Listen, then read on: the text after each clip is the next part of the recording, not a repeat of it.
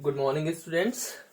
हम जो पढ़ रहे थे नरेशन, अपना टॉपिक चल रहा था, ठीक है। और नरेशन में अपन ने इंटरोगेटिव सेंटेंस पढ़ लिया था। इससे पहले अपन ने असर्टिव पढ़ लिया था, उसके बाद इंटरोगेटिव अपन ने पढ़ लिया था, ठीक है। और अभी हम जो पढ़ने वाले हैं वो होगा इम्पेरेटिव। टॉपिक है अपना नरेशन, और इसमें जो सेंटेंस हम पढ़ने वाले हैं वो है इम्पेरेटिव सेंटेंस। इम्पेरेटिव सेंटेंस, ठीक है। इम्पेरेटिव सेंटेंस मतलब कि आज्ञावाचक वाक्य या आज्ञा सूचक वाक्य, इसको हम इम्पेरेटिव सेंटेंस कहते हैं, ठीक है। तो जो इम्पेरेटिव सेंटेंस है ये 3 प्रकार से प्रारंभ होता है। ये सेंटेंसेस 3 टाइप्स से शुरू होते हैं।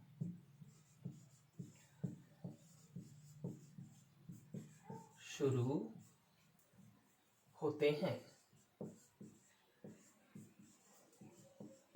अब ये 3 टाइप्स इसमें कौन कौन से होते हैं स्टूडेंट्स? बात कर रहे हैं तीनों टाइप्स की। तो पहला टाइप होता है इसका वर्ब की फर्स्ट फॉर्म। दूसरा टाइप होता है डू या डू नॉट। और तीसरा जो टाइप इसका होता है वो होता है प्लीज या काइंडली। तो इन तीनों टाइप से आपका ये सेंटेंस शुरू हो सकता है। या तो वर्ब की फर्स्ट फॉर्म से होगा, या डू या डू नॉट से होगा, प्लीज या काइंडली। अब ये डू है ना, जैसे डू भी क्या है, वर्ब की फर्स्ट फॉर्म है, लेकिन इसको अलग क्यों लिखा है? अलग इसलिए लिखा है कि डू हेल्पिंग वर्ब के तौर पे भी यूज होता है। क्या होता है? हेल्पिंग वर्ब के तौर पे भी यूज होता है, और मेन वर्ब के रूप में भी। अब कैसे पता चलेगा? यदि डू से सेंटेंस प्रारंभ हो, यदि डू से सेंटेंस प्रारंभ हो, कि आपका जो सेंटेंस है वो किससे प्रारंभ हो रहा है? डू से हो रहा है, क्लियर है। लेकिन डू से हो, लेकिन अंत में क्वेश्चन मार्क लगा हो।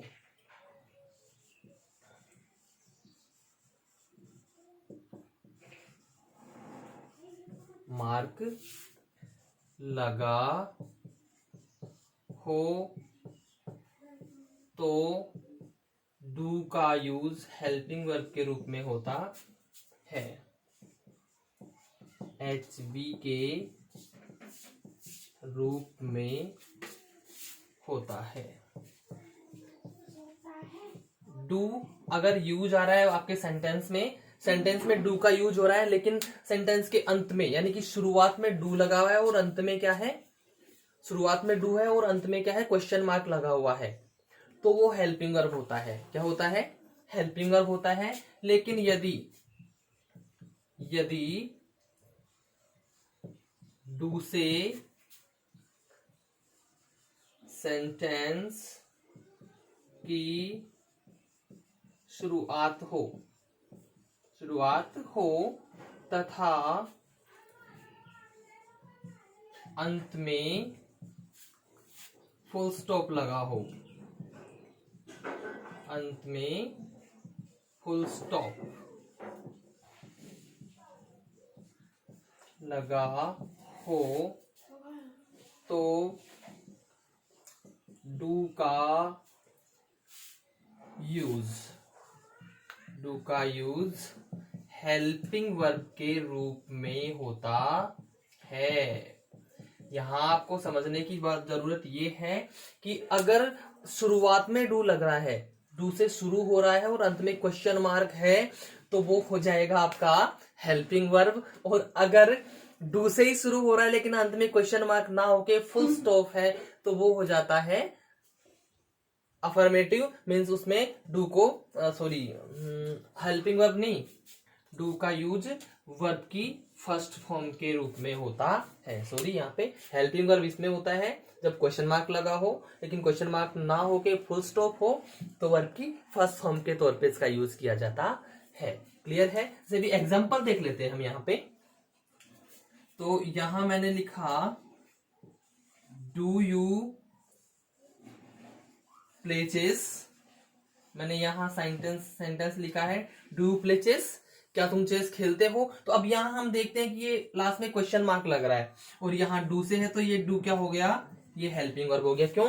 क्योंकि लास्ट में फुल क्वेश्चन मार्क लगा हुआ है, इसलिए ये हो गया हेल्पिंग वर्ब। लेकिन हम यहाँ पे लिख दें do your work now, do your work now, अब तुम्हारा कार्य करो। तो अब यहाँ पे लास्ट में क्या है, फुल स्टॉप है, फुल स्टॉप है और डू से स्टार्ट हो रहा है, तो यहाँ पे ये क्या हो गया, वर्ब की फर्स्ट फॉर्म हो गई। क्या हो गई? वर्ब की फर्स्ट फॉर्म। ठीक है, तो ये इसलिए इसको डू को अलग लिखा है क्योंकि इसमें बड़ा कंफ्यूजन रहता है।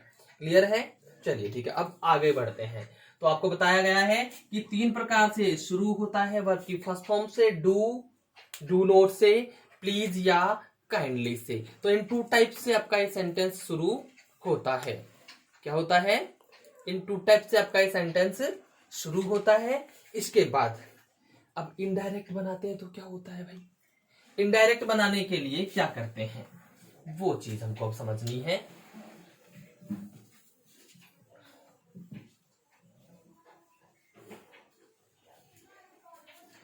तो अब जैसे से, सेड या सेज जो होते हैं, क्लियर है, से, सेज या सेड, तो उनको हम आवश्यकता अनुसार चेंज कर देते हैं। समझ रहे हैं बात को?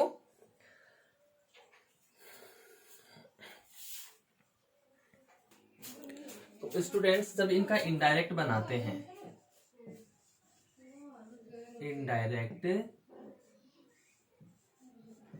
बनाते समय तो क्या करते हैं, सबसे पहले सैड या से या सेज, सैड या से या सेज को हम ऑर्डर्ड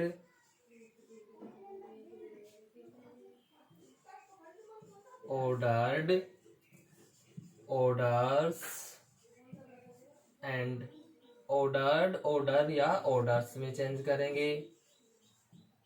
ठीक है, अगर ऑर्डर हो रहा है तो भाई सैड आ गया तो ऑर्डर्ड हो जाएगा, से है तो ऑर्डर हो जाएगा, सेज है तो ऑर्डर्स हो जाएगा।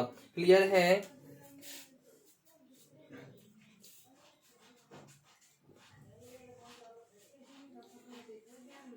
इसके बाद में जैसे सपोज करो इसमें अपन ने इसको आस्क कर दिया या ऑर्डर हो गया, ऑर्डर के बाद मान लीजिए रिक्वेस्ट भी होता है, इसमें हमने रिक्वेस्ट कर दिया, रिक्वेस्ट, तो भाई रिक्वेस्ट कर रहा है तो रिक्वेस्टेड या रिक्वेस्ट या रिक्वेस्ट्स। ठीक है, रिक्वेस्टेड, रिक्वेस्ट या रिक्वेस्ट्स। इसके बाद में वॉन्ड, वॉर्न या वॉन्स। ठीक है, इसके बाद में बैग, BEG बैग्ड या फिर बैग या फिर बैग्स, ये हो सकता है। ठीक है, इसके बाद में जैसे हम इसको टेल में करें, मोस्टली टेल में तो रहने देते हैं टेल का, फिर भी अगर बाई द चांस हमको टेल में भी करना पड़ सकता है इसको, तो टोल्ड, टेल्स और टेल या टेल्स, टोल्ड, टेल या टेल्स। इसके अलावा जैसे कि वो होता है थ्रीटन, थ्रीटन्ड, थ्रीटन्ड यानी धमकी देना, थ्रीटन्ड, थ्रीटन या फिर थ्रीटन्स, थ्रीटन्स, ये भी इसमें हो सकता है। ठीक है, वॉन हो गया, थ्रीटन हो गया, बैग हो गया, ऑर्डर हो गया, रिक्वेस्ट हो गया। इसके अलावा सजेस्ट हो सकता है, एडवाइस हो सकता है इसमें, सजेस्टेड या फिर सजेस्ट या फिर सजेस्ट्स, एडवाइस हो सकता है, एडवाइज्ड, एडवाइज और एडवाइसेज, ये भी हो सकते हैं। इसके अलावा एंट्रीटेड,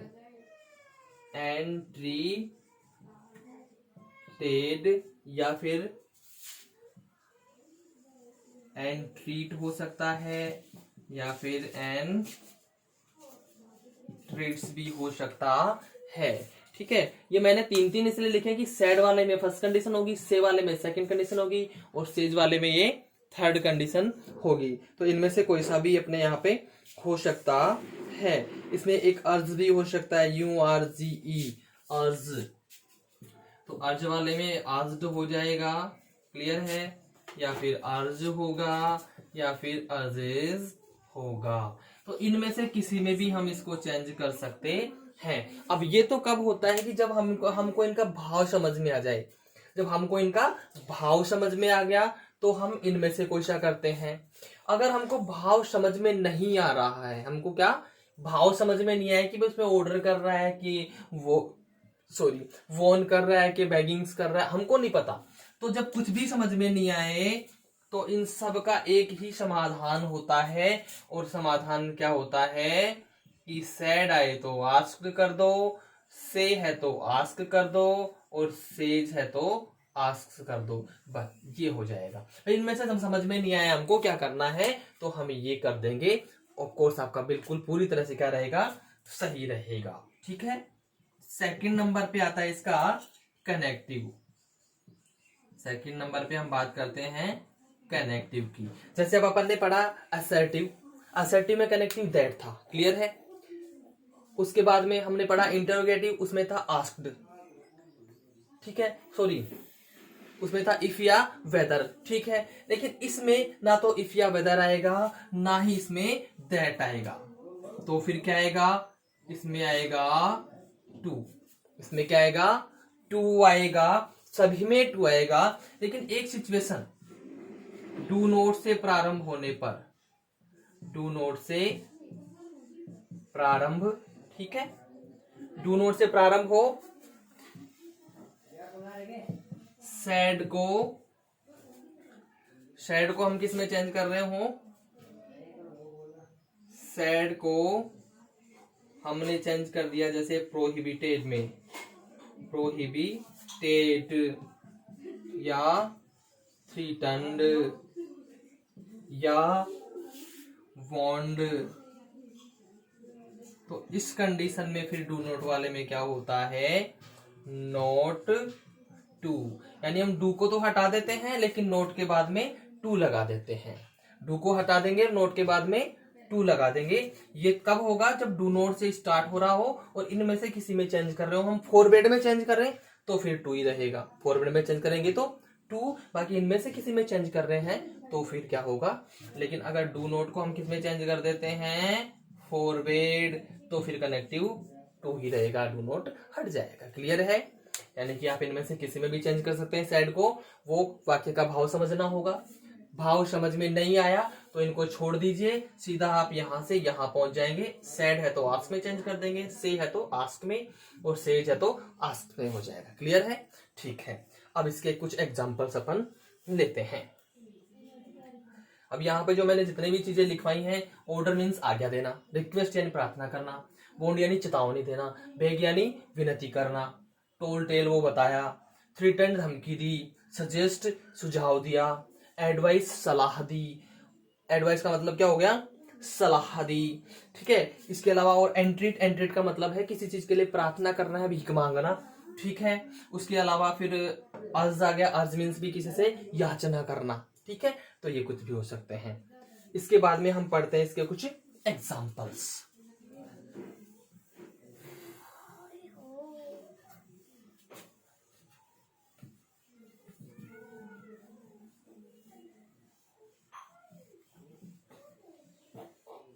चलिए तो स्टूडेंट्स अब हम लेते हैं इसके कुछ एग्जाम्पल्स। एग्जाम्पल फर्स्ट, तो शुरू हम जैसे पहले वर्ब की फर्स्ट फॉर्म से करते हैं, बी फर्स्ट और डू से हम इसको शुरू कर देते हैं। पहले सबसे पहले इसमें हम सेंटेंस लेते हैं वर्ब की फर्स्ट फॉर्म के और डू के, इनके सेंटेंस ले लेते हैं। एग्जाम्पल, सबसे पहले पहला एग्जाम्पल हम लेते हैं, ही said to Pankaj, he said to Pankaj sit down, sit down। तो अब यहाँ पे किसी से भी हम बोलते हैं, जैसे सपोज मैं ही कहता हूँ sit down, बैठ जाइए, मतलब मैं वहां पे क्या कर रहा हूँ, ऑर्डर कर रहा हूँ। क्या कर रहा हूँ, ऑर्डर कर रहा हूँ। तो इसको हम जब चेंज करेंगे, हम इसको चेंज करते हैं, तो एक तो अब हमको ये भी हो सकता है ना कि हम कह रहे हो कि भाई बैठ जाओ, टोल्ड भी हो सकता है, इसमें ऑर्डर्ड भी हो सकता है। लेकिन ऑर्डर्ड जैसे मैंने कहा सिट डाउन नाउ, अब बैठ जाओ, अब बैठ जाओ, तो वहां पे क्या होगा, उसमें भी रिक्वेस्ट भी हो सकती है और उसमें ऑर्डर भी हो सकता है। पर मैंने थोड़ा सा गुस्से से कह दिया सिट डाउन, सिट डाउन, तो ऑर्डर हो गया। तो यहाँ पे हमें समझ में नहीं आ रहा, मान लीजिए, तो हम इसको क्या कह सकते हैं, he told, he ordered Pankaj, he ordered Pankaj to sit down। अब यहां हम ये चीज नोटिस करते हैं कि भी सैड को तो किसमें चेंज किया, ऑर्डर्ड में चेंज कर दिया। he ordered to हट ही जाता है यहां से, पंकज कनेक्टिव क्या लग रहा है, टू, ना तो दैट लगेगा ना इफ या वेदर, क्या लगेगा, टू, और उसके बाद में ये आपका ऐसा का ऐसा, सिट डाउन। अब ये हो गया। हम इसको एक और तरीके से चेंज कर सकते हैं। हमको समझ में नहीं आया कि सर इसमें ऑर्डर हो रहा है, एडवाइस चला, क्या हमको नहीं पता, कुछ भी हमें कुछ भी नहीं पता, तो हम इसको चेंज कैसे करेंगे, ही आस्क्ड पंकज, मतलब कहने का मीन मेरा क्या है, बाकी चीजें सारी सेम रहेंगी, बाकी ही आ गया, पंकज ऐसा कैसा आ गया, या फिर आप इसको ऐसे समझ सकते हैं कि ये है, इसके बाद हम यहाँ पे क्या जोड़ सकते हैं, आस्क्ड जोड़ सकते हैं, बाकी आगे का सेम टू सेम रहेगा। हमने क्या किया यहाँ पे कि भाई सैड, अब यहाँ हमको नहीं पता कि वो पंकज से बैठने के लिए तो कह रहा है, लेकिन उसमें उसको ऑर्डर कर रहा है या उसको बता रहा है या उससे रिक्वेस्ट कर रहा है कि सजेस्ट कर रहा है, हमें कुछ भी नहीं पता चल रहा, हमें कुछ भी पता नहीं चल रहा है। तो उस कंडीशन में हम क्या करेंगे, यहां से सैड को सीधा हम आस्क में चेंज कर देंगे। किस में चेंज कर देंगे, आस्क में। तो सैड को जैसे ही हमने आस्क में चेंज किया और आपका सेंटेंस क्लियर है। यहाँ पे आपको फिर सोचने की जरूरत नहीं है कि भाई क्या भाव है, कोई भी भाव हो डजंट मैटर, कोई फर्क नहीं पड़ता। समझ रहे हैं बात को। चलिए इसके बाद में इसका दूसरा सेंटेंस लेते हैं। The teacher said to the student keep quiet, the teacher said to the students, the teacher said to the students, अध्यापक ने बच्चों से कहा, और क्या कहा, अध्यापक ने कहा keep quiet, keep quiet, चुप रहो। क्या कहा स्टूडेंट से, चुप रहो। ठीक है, तो अब यहाँ अध्यापक कहता है, क्लास में क्या कहता है, चुप रहो, तो क्या करता है, या तो धमकाता है या ऑर्डर करता है। क्या करता है, या तो ऑर्डर करता है या धमकाता है। मोस्टली क्या करता है टीचर, जब आप बच्चे आवाज कर रहे होते हैं तो धमकाता है। क्या करता है, धमकाता है, कीप क्वाइट, शांति रखो, तो धमकाता है। तो इधर हम क्या कर सकते हैं, the teacher threatened, the teacher threatened the students to keep quiet। मतलब टीचर यहाँ पे, भाई ठीक है, हमने तो मान लिया कि मोस्टली धमकाता है, लेकिन कभी कभी टीचर बच्चों को शांत करने के लिए उनसे रिक्वेस्ट भी करता है कि बेटा शांत रहो, ठीक है। कभी कभी उनको वैसे ऑर्डर के रूप में भी, अरे शांत रह जाइए बस, हो गया धमकी। तो तीनों में से कौन सा है, हमको तो भावी समझ में नहीं आ रहा सर, हम तो परेशान है। अब हमारे पास आ गया, अरे सर क्या करूं, मैं तो परेशान हो गया सर। तो परेशान मत होइए, परेशान होने की जरूरत नहीं है। उस कंडीशन में आप क्या करेंगे, जैसे यहाँ पे आपने सैड को किसमें चेंज किया था, यहाँ पे आपने सैड को थ्रीटन में चेंज किया था। बस सिंपली करना क्या है, यहाँ पे हमको ये जो सैड है इसको थ्रीटन में चेंज नहीं करते हुए हमें यहाँ किसमें कर देना है, आस्क्ड में कर देना है। किसमें कर देना है, आस्क्ड में कर देना है। मतलब teacher said to the student, यहां हमने थ्रीटन किया था, हम थ्रीटन नहीं करेंगे क्योंकि हमको भाव समझ में नहीं आया। भाव समझ में नहीं आया तो नहीं करेंगे। तो फिर क्या करेंगे सर, यहां से सेड के बजाय सेड को हम आस्क में चेंज कर देंगे, बाकी आगे सेम टू सेम रहेगा। आंसर आपका हो जाता है क्लियर। क्लियर है, चलिए ठीक है। और एग्जांपल लेते हैं इसके, वर्ब की फर्स्ट फॉर्म और डू वालों के ही, इसके और भी एग्जांपल अपन लेते हैं। जैसे मैं यहां पे कहता हूं father said to his son. Father said to his son, do your work. Do your work right now. Right now. पापा कह रहे हैं कि do your work right now, तुम्हारा कार्य अभी करो, तुम्हारा कार्य अभी करो। मतलब यहाँ पे भी पापा क्या कर रहे हैं, ऑर्डर कर रहे हैं कि अभी करना है। कहते बेटा काम कर लो अपना, तो एक सजेशन हो जाता। लेकिन ये क्या कर रहे हैं, अभी करो मीन्स ऑर्डर कर रहे हैं पापा। तो यहाँ पे क्या कहते हैं हम, father ordered, father ordered his son to do his work right then। अब कुछ स्टूडेंट्स के दिमाग में क्वेश्चन आ रहा होगा कि सर आपने ये योर को हिज में कैसे चेंज कर दिया। बिल्कुल सही है क्वेश्चन आपका। फादर ऐसा कैसा, सेड को अपन ने ऑर्डर में चेंज कर दिया, टू हट जाता है यहाँ से, टू इसमें भी हटा, इसमें भी हटा, इसमें तो सिर्फ टू यहाँ से हट जाता है इनडायरेक्ट बनाते समय। हिज सन आ गया, ऐसे कैसे, कनेक्टिव लग गया टू, क्यों, क्योंकि इंपेरेटिव सेंटेंस पढ़ रहे हैं हम। वर्ब की first form do, do not या प्लीज काइंडली से स्टार्ट होता है, तो कनेक्टिव क्या लगता है, टू। क्या लगता है, टू लगता है। सो अपन ने लगा दिया, क्लियर। डू आ गई वर्ब ऐसे कैसे। अब ये हिज क्यों आया, क्योंकि जो योवर है सेकंड पर्सन है। योवर क्या है, सेकंड पर्सन है, और सेकंड पर्सन का भी क्या है, ये यू योवर। यू योवर मीन्स यहाँ पे ये पजेसिव है, योवर वर्क, तुम्हारा कार्य पजेसिव है। तो ये यूवर मतलब फर्स्ट पर्सन के अनुसार, सेकंड पर्सन है ऑब्जेक्ट के अनुसार चेंज होगा।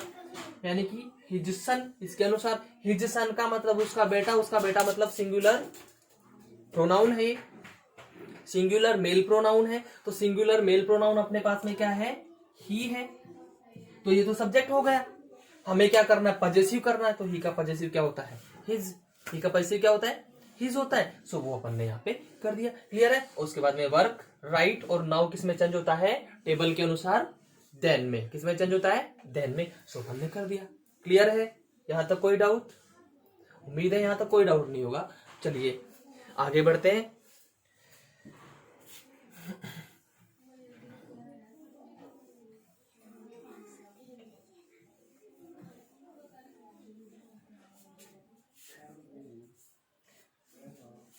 अब यहां पे हमने जो किया, वर्ब की फर्स्ट फॉर्म डू का किया, वर्ब की फर्स्ट फॉर्म और डू का अपन ने किया, क्लियर है। अब जैसे इसके बाद में अपन सेंटेंस लेते हैं डोंट के। इसके बाद अपन सेंटेंस लेते हैं डोंट वाले, डोंट के, ठीक है। एग्जाम्पल अपन फर्स्ट लेते हैं इसका, क्लियर है। चलिए ठीक है, तो हम अभी इसका एग्जाम्पल फर्स्ट लेते हैं, डोंट का एग्जाम्पल फर्स्ट, ठीक है। तो इसमें क्या है, डोंट का मतलब ही क्या हो जाता है, डोंट का मतलब हो जाता है भाई डू नॉट, मत करो। क्या हो जाता है? मत करो। मतलब यहाँ पे आपको किसी चीज के लिए मना किया जाएगा। अब चाहे वो चेतावनी देते हुए मना किया जाए, चाहे आपको धमकी देते हुए मना किया जाए, ठीक है, चाहे आप पे पाबंदी लगाते हुए मना किया जाए, लेकिन आपको कुछ ना कुछ करने के लिए यहाँ पे क्या किया जाएगा? मना किया जाएगा। तो वहां पे हम किसका यूज करते हैं बच्चों?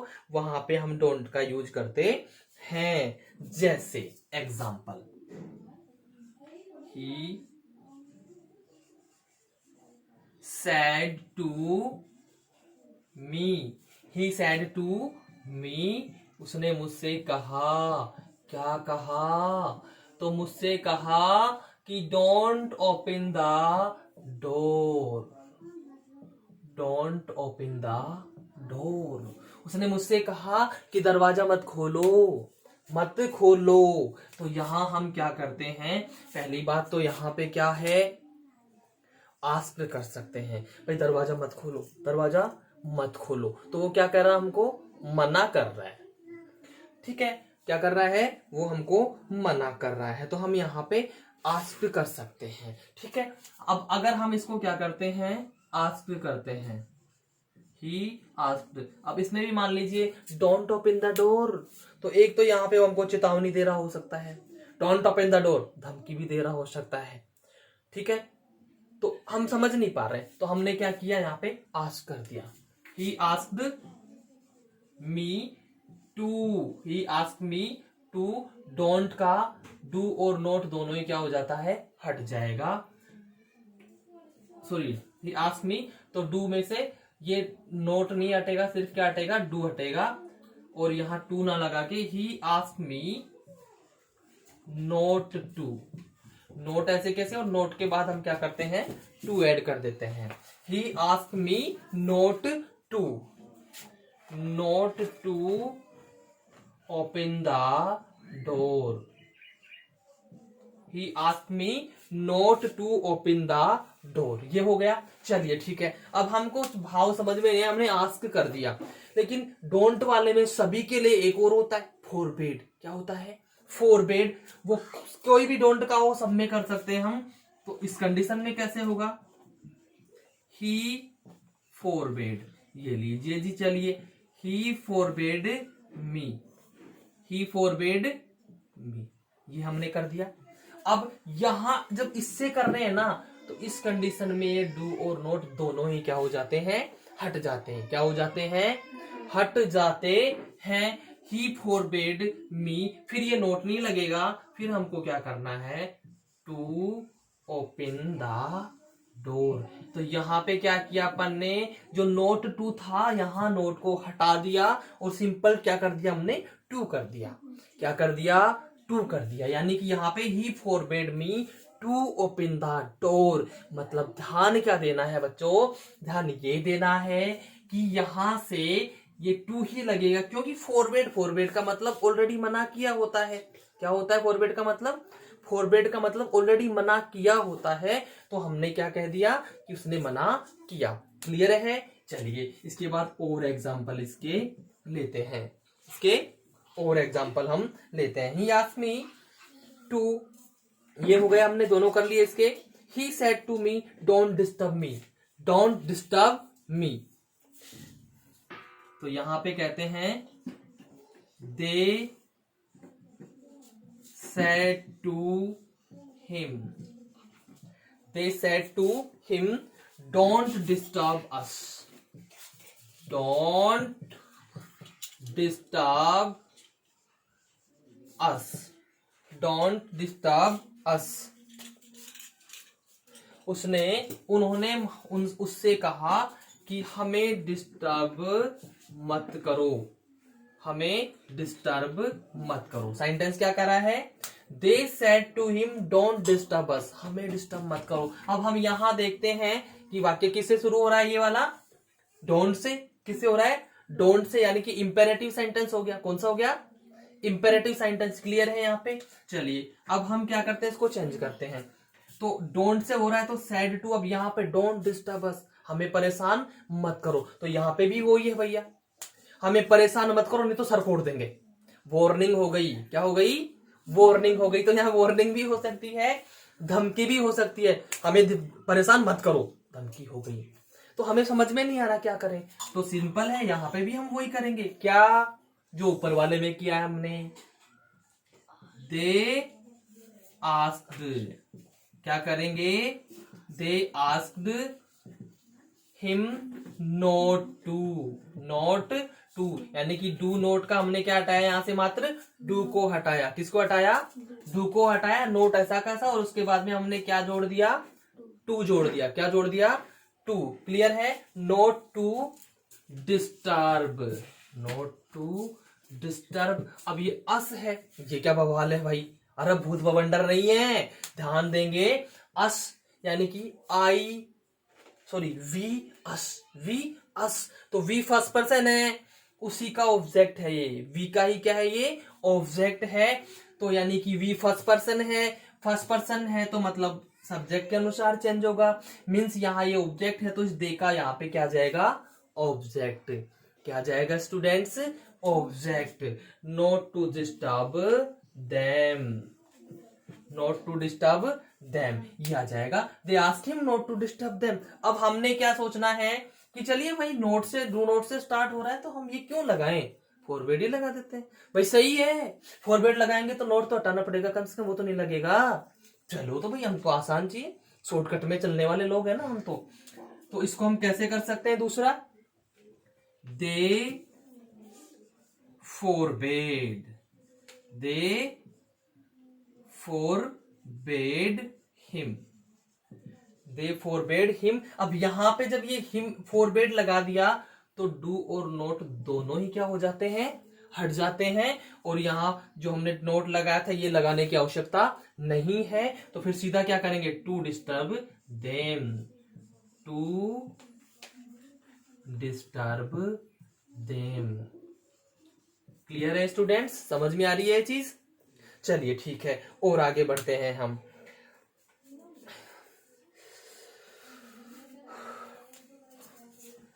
ये लीजिए, teacher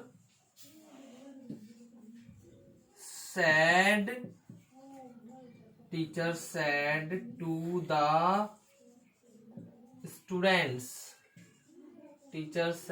the students, don't make a noise in the class, don't make a noise in the class, यहां पे क्या कह रहे हैं, don't make a noise, don't make a noise in the class, ये लीजिए सेंटेंस हो गया।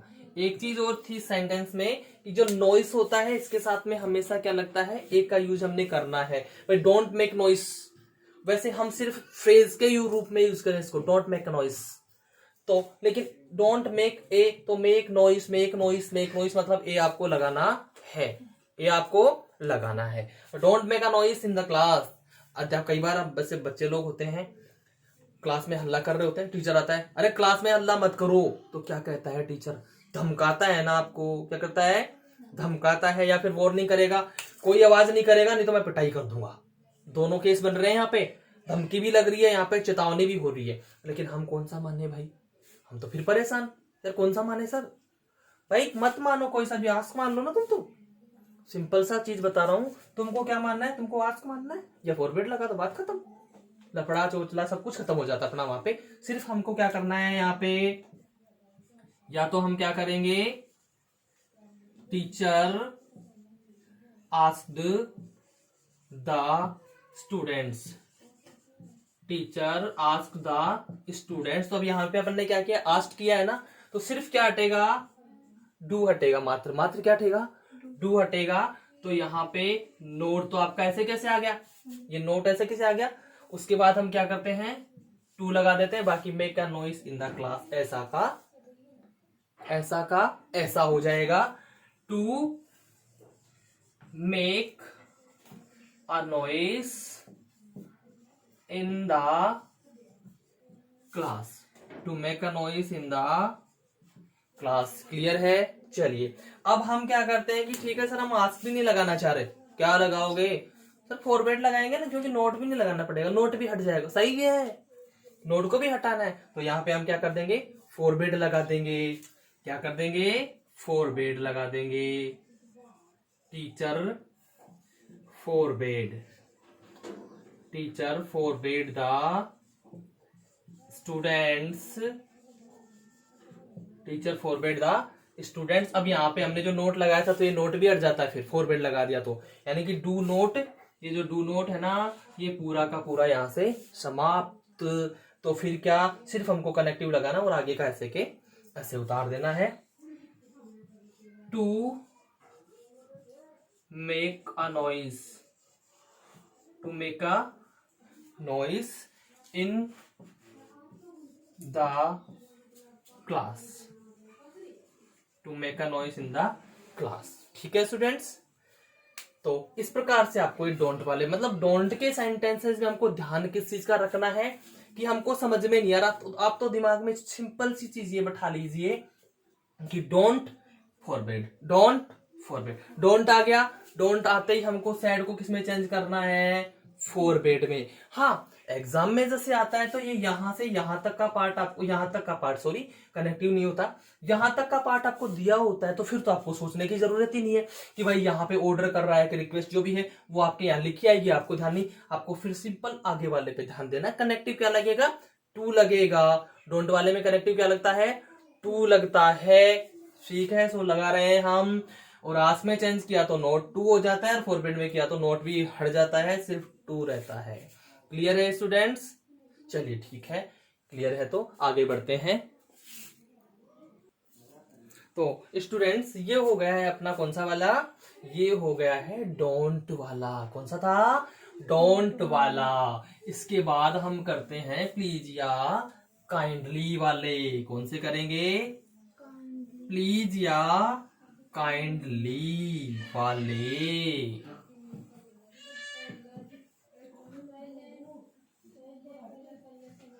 चलिए जी, दो टाइप हो गए। तीसरा टाइप होता है इसका please please please kindly, please या kindly.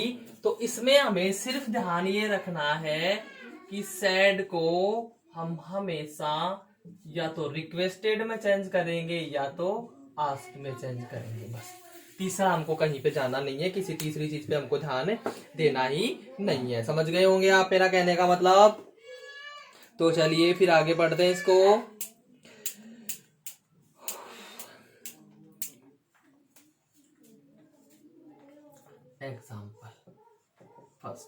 Example first,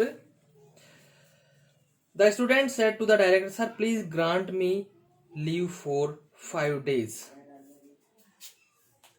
the student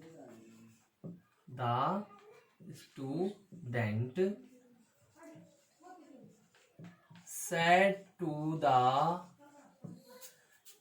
director,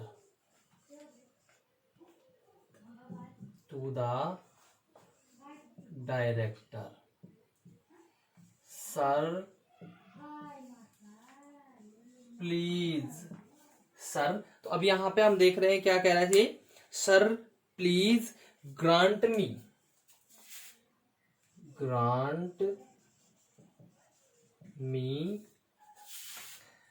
leave for 5 days। Sir grant me leave for 5 days। तो अब यहां पे हम देखते हैं कि भाई किससे स्टार्ट हो रहा है, ये प्लीज से। इस सर तो ये एक मतलब रेस्पेक्टफुली, एक रेस्पेक्टेड वर्ड हो गया, बाकी सर शुरू किससे हो रहा है, प्लीज से हो रहा है। तो हम क्या करते हैं, यहां से ये जो प्लीज है ये तो हो जाएगा रिमूव। प्लीज को क्या कर देना, हमको हटा देना। ये हट जाएगा कब होगा, चेंज करते वक्त। तो हम कैसे करेंगे चेंज इसको, द स्टूडेंट said to the director, the student said to the director। अब ये सर आया है ना, तो इसका भी तो कुछ होना चाहिए, ये हटेगा, लेकिन इसके जगह दूसरा वर्ड आएगा क्या, रेस्पेक्टफुली। इसके जगह पे कौन सा वर्ड आएगा दूसरा, इसकी जगह पे दूसरा वर्ड आएगा रेस्पेक्टफुली। क्या आएगा, रेस्पेक्टफुली। डायरेक्टर रेस्पेक्टफुली यानी कि रेस्पेक्ट के साथ, सम्मान के साथ। To grant him leave for 5 days। अब यहां पे ध्यान दीजिए कि भाई सॉरी, यहां पे रिक्वेस्टेड आएगा, द स्टूडेंट रिक्वेस्टेड, और ये 2 हट जाएगा, चेंज कर रहे हैं हम, the student requested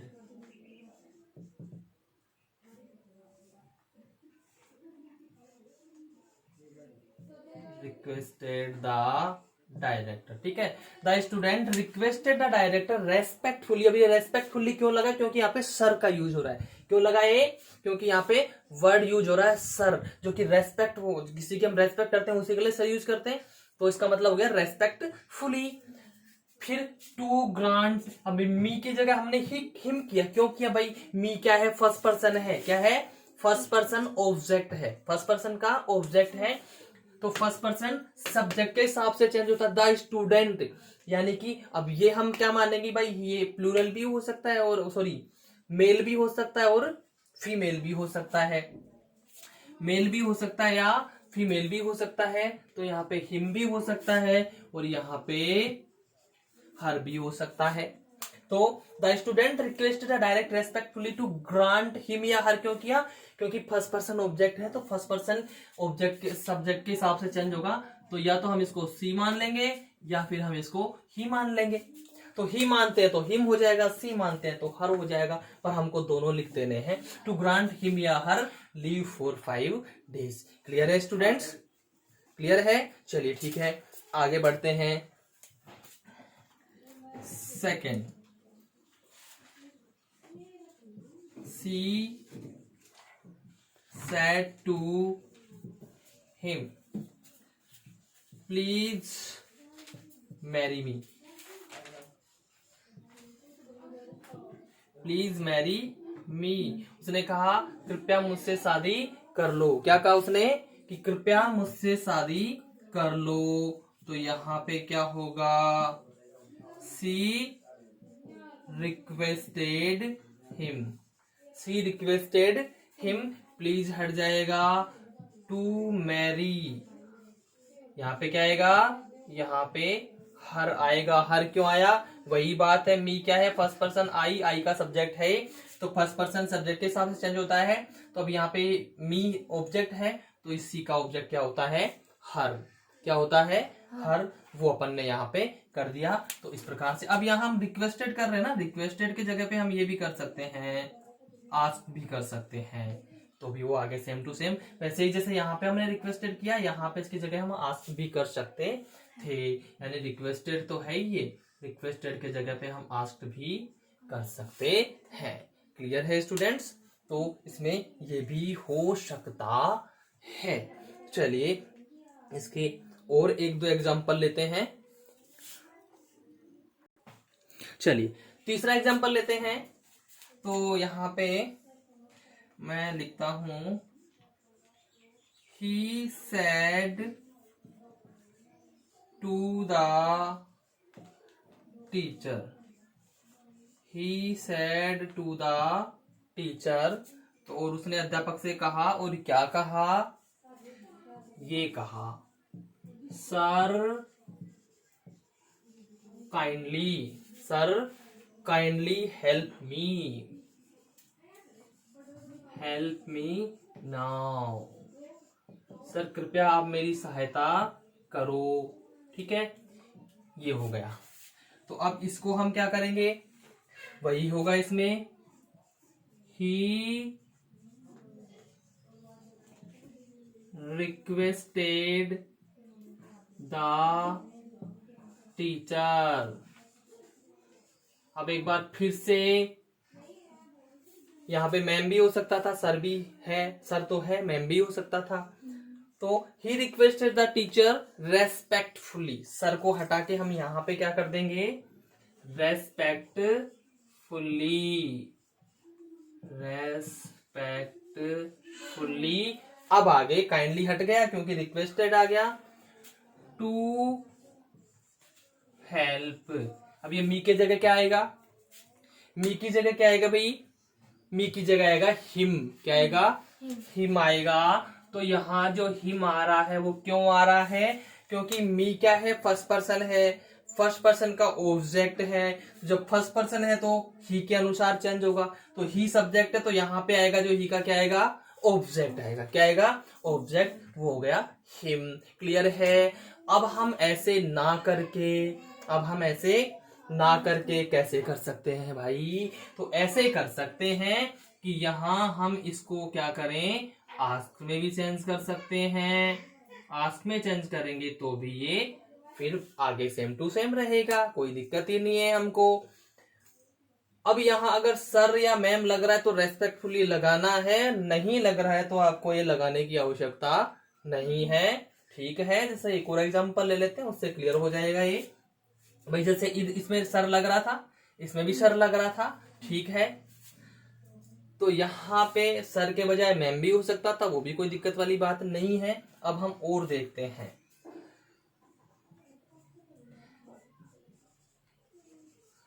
they said to me please allow us to go there, please allow us to go there, कृपया हमें वहां जाने के लिए, जाने की अनुमति दें, हमें अलाउ करें, परमिशन दें। तो इसमें हम क्या करेंगे, दे, दे, अब सेड टू प्लीज आ गया तो वही रिक्वेस्टेड में चेंज हो जाएगा, रिक्वेस्टेड में चेंज कर देते हैं। They requested, requested me, to को हटा दिया हमने, अब ये प्लीज भी हट गया तो इधर आ गया टू, टू अलाउ। अब ये अस किस में चेंज होगा, ये चेंज होगा देम में, किसमें चेंज होगा, देम में, क्योंकि अस फर्स्ट पर्सन का ऑब्जेक्ट है, फर्स्ट पर्सन वी का ऑब्जेक्ट है अस, तो फर्स्ट पर्सन है तो किसके अनुसार, दे के अनुसार चेंज होगा, और दे का जो ऑब्जेक्ट होता है वो क्या होता है, देम, क्या होता है, देम। तो यहां पे allow them to go there, to go there, इस प्रकार से ये हो जाता है। ठीक है स्टूडेंट्स, तो एक बार फिर से बता देता हूं कि जैसे यहाँ पे प्लीज या काइंडली आ गया तो सेड को तो हमने चेंज करना है रिक्वेस्टेड में। भाई प्लीज काइंडली आ गया तो सेड को किस में करना है, रिक्वेस्टेड में या आस्क में, या तो रिक्वेस्टेड में या आस्क में। उसके बाद कनेक्टिव क्या लगाना है, टू लगाना है, क्या लगाना है, टू। लेकिन अगर जैसे सर इसमें लग रहा है, सर या मैम आ गया, तो फिर ये जो ऑब्जेक्ट रहेगा ना, मतलब जो रिपोर्टिंग ऑब्जेक्ट होता है उसके बाद में हमको क्या जोड़ना होता है, रेस्पेक्टफुली, और उस केस में जो सर या मैम यहाँ रहेगा उसको हमने रिमूव कर देना, यानी कि हटा देना है। ठीक है, तो आशा करता हूं स्टूडेंट्स आपको इसमें बहुत अच्छे से समझ में आया होगा, और अगर फिर भी किसी प्रकार की कोई समस्या परेशानी रहती है तो आप कमेंट बॉक्स में अपनी समस्याएं डाल सकते हैं, आपको संपूर्ण समस्याओं का समाधान प्रदान किया जाएगा। बहुत बहुत धन्यवाद।